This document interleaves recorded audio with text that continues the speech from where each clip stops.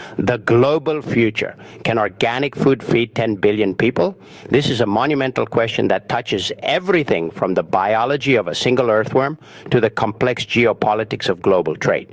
To really explore whether organic food can feed 10 billion people, we have to move past the organic versus conventional shouting match and look at the structural mechanics of how we eat. Here's an expanded, deep dive exploration of how a transition to a global organic food system could actually work, and why it might be our only choice for long-term survival. The 10 billion person challenge. By 2050, the global population is projected to hit roughly 10 billion. For decades, the standard response to this population bomb has been intensification, more chemicals, more genetically modified seeds, and more heavy machinery. This was the Green Revolution approach of the 1960s. It saved lives then, but it came with a massive hidden invoice that is now coming due. Our soils are becoming sterile, our water tables are contaminated with nitrates, and we've lost a staggering amount of biodiversity. When we ask, can organic feed 10 billion, we are really asking, can we feed the future without destroying the very foundation of life? 1. Decoding the yield gap myth. The most frequent argument against organic farming is that it yields less. If you look at a high-input industrial farm in Iowa, it might produce 200 bushels of corn per acre. An organic farm nearby might produce 160 or 170. On paper, that 15-20% gap looks like a deal breaker. But let's look closer at the math. Industrial farming relies on peak performance conditions. It needs cheap oil for fertilizer, predictable rain, and specific chemical sprays. As climate change makes weather more volatile, those industrial crops become fragile. Organic systems, however, are built for resilience. Organic soil is dense with organic matter. It's essentially a biological sponge. During a drought, that sponge holds moisture much longer than the compacted, chemical-laden soil of a conventional farm. During a flood, the organic soil maintains its structure, whereas conventional topsoil often washes away into the nearest river. In a world of 10 billion people on a warming planet, a slightly lower yield that is guaranteed even in bad years is much safer than a high yield that collapses during a heat wave. 2. The global south, where organic wins now. Like when we talk about food security, we shouldn't just look at the American Midwest or Europe. The real battle for 10 billion people is being fought in the global south, Africa, Southeast Asia, and Latin America. In these regions, the yield gap actually flips. Small-scale farmers often can't afford expensive synthetic fertilizers or patented seeds.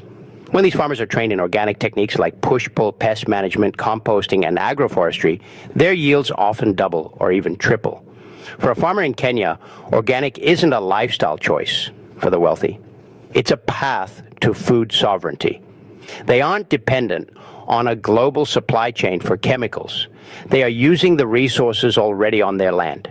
If we scaled these practices globally, the yield gap would likely disappear because we would be elevating the billions of smallholders who actually produce the majority of the world's food. Mark 3, fixing the leaky bucket, waste, and livestock. If we want to feed 10 billion people organically, we have to address the leaky bucket of our current system. Right now, we produce more than enough calories to feed everyone, yet nearly 1 billion people go hungry. Why? The waste crisis. Right now, we're producing more than enough Roughly calories one-third of all food produced globally never reaches a human stomach. hungry. In developing Why? nations, food is lost due to poor storage and infrastructure. In wealthy nations, food is wasted because it looks ugly or because consumers buy too much. If we transition to an organic system, the value of food would likely increase. We would stop treating it like a cheap disposable commodity. If we cut global food waste by just 50%, the land saved would be more than enough to compensate for any lower yields in organic farming. The livestock equation. This is the hardest truth.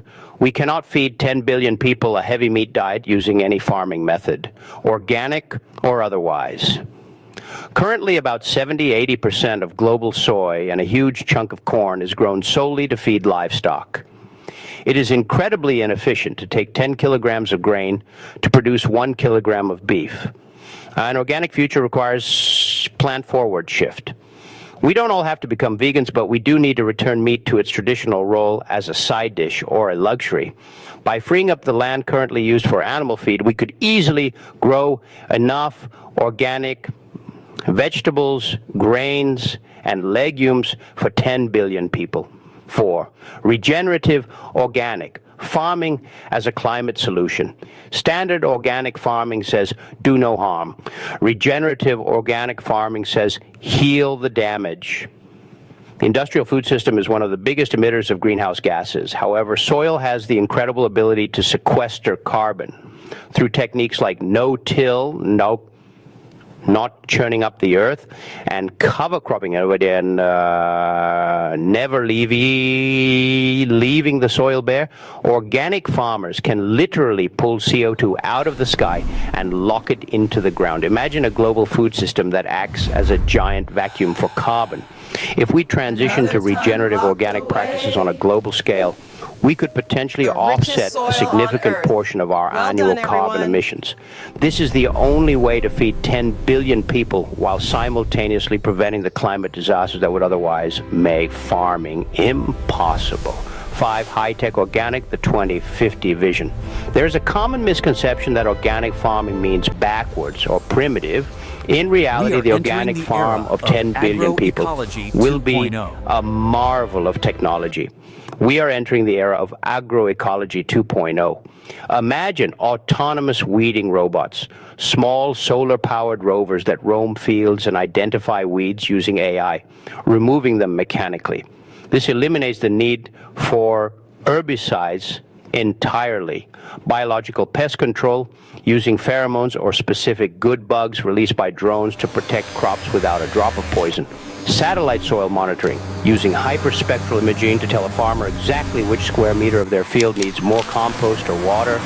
By merging the ancient wisdom of natural ecosystems with the precision of modern data, we can achieve yields and efficiencies that the early organic pioneers never dreamed of. 6. The economic shift, true cost accounting. Why is organic food more expensive today? Because conventional food is subsidized by the environment. When a conventional farm uses chemicals that run off into the ocean and create dead zones, the farmer doesn't pay for that cleanup, the public does. When industrial farming degrades the soil so much that it can no longer hold water, the taxpayer pays for the drought relief. If we practice true cost accounting, where the price of food reflects the actual cost of its impact on health and the environment, organic food would suddenly be the cheapest option on the shelf. To feed 10 billion people, we need a policy shift that rewards farmers for building soil health and punishes the degradation of our shared resources.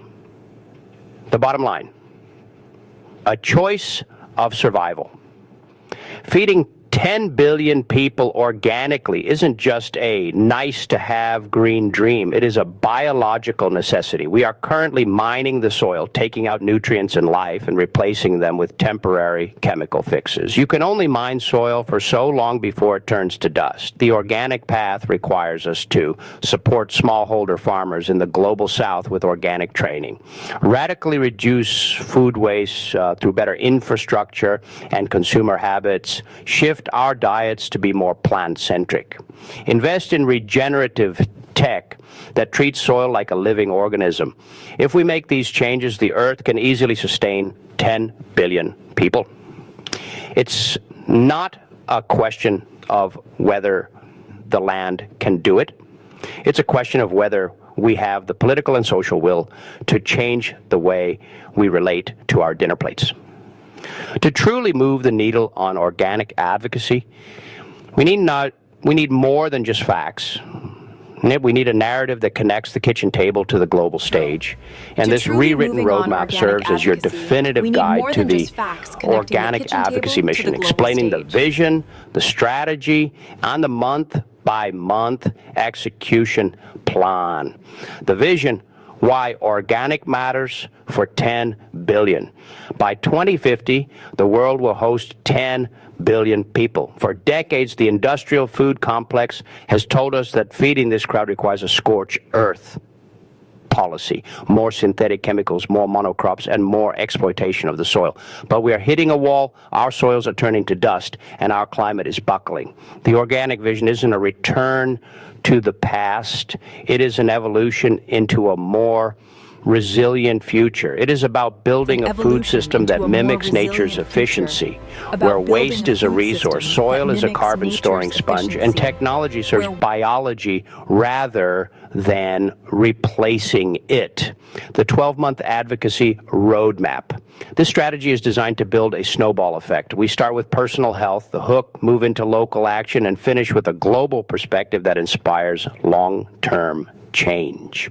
Quarter one, the foundation, personal health, and education. January, the clean slate. After holiday indulgence, people are looking for a reset. We focus on the organic swap. Instead of telling people to buy everything organic, we teach them how to prioritize. By highlighting the dirty dozen, we show them where to spend their budget for the biggest reduction in pesticide exposure. February, soil is life. We move from the grocery store to the ground. This month is about the science of the sponge. We explain how organic soil stores water and carbon, making it our best defense against both drought and climate change. March, the seed revolution. Diversity is the secret to survival. We explore heirloom seeds and the dangers of seed monopolies. This is the perfect time to highlight local seed-saving heroes and encourage readers to look at the ancestry of their food. Quarter two, growth and action, empowerment and local sourcing. April, Earth Month. This is the big stage. We focus on regenerative, organic practices. We move the conversation from doing no harm to actively healing the planet. It's about farming as a climate solution. May the urban farmer. You don't need a 40-acre farm to be part of the movement. This month empowers the apartment dweller. We share tips for windowsill herbs and balcony tomatoes, proving that everyone has a stake in the soil. June, know your farmer. As summer hits its stride, we push the CSA, community-supported agriculture model. This isn't just about food, it's about economics. By skipping the middleman, we keep organic farming profitable for the people doing the hard work. Quarter three, the systemic view, economics and global impact. July, the global south. We zoom out to the world stage.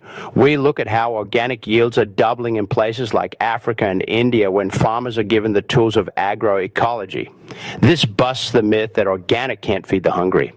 August, the meat of the matter, we tackle the most controversial topic, livestock. We advocate for a plant-forward diet where organic grass-fed meat returns to its role as a high-quality side dish, freeing up land for human-ready crops. September, harvesting waste. Production is only half the battle. We focus on the leaky bucket of food waste. Through tutorials on fermentation and canning, we show how respecting the harvest means making it last. Quarter four, future and sustainability, innovation and legacy. October, high-tech organic. We look at the year 2050. This month is for the tech enthusiasts, highlighting AI-driven weeding robots and drones that make synthetic chemicals a relic of the past. November, true cost accounting. We have a difficult conversation about money. Why is organic more expensive? Because conventional food borrows from the future. We break down the hidden costs of water cleanup and soil loss that taxpayers are currently covering. December, the conscious consumer. We end the year on legacy. How can we vote with our dollars during the holidays? We provide a guide to sustainable gifting and recap the year's global wins for the organic movement. The bottom line, feeding 10 billion people isn't a production problem, it's a priority problem. By following this roadmap, you aren't just selling a diet, you are building a movement that values the future of our species and the health of our home.